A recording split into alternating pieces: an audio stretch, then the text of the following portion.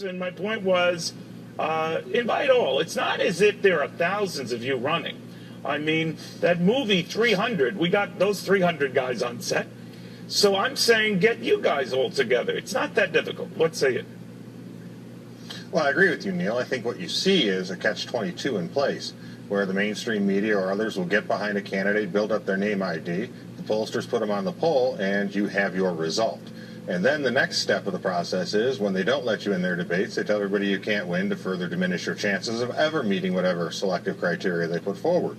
But in that instance, you have to do what I'm trying to do and others are trying to do, is you've got to go right to the people, places like Iowa, places like New Hampshire, and go directly to the voters and try to continue to build momentum. But it's tough, right? When the main media crowd ignores you, then you're grouped in with the so-called tertiary candidates. Even though a lot of your ideas, Governor Johnson's ideas, some others' ideas, they're very sound. And I always tell people, look, if you don't like the good congressman or you don't like the former governor, that's fine. But you're not even given the opportunity to decide because no one's letting them speak.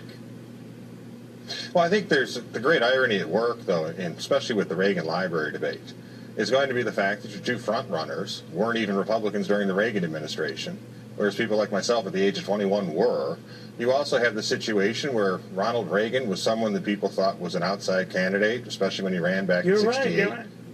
Well, it's especially disheartening when you know that people who are on that stage are either tied with me in the polls as a tertiary candidate, Right. they've been running and spending millions of dollars, or are within very close proximity to us in the polls, and yet they still consider the criteria that NBC put forward, one poll out of 8, you have to get a 4% requirement. Now, most of those can't meet that right now, according to the latest Quinnipiac poll. That's right. So to me, they've decided to select who they want on the stage, and with all due respect, much as Fox did last time. But again, as a Detroiter, you put your nose to the grindstone, you work hard and try to make good things happen.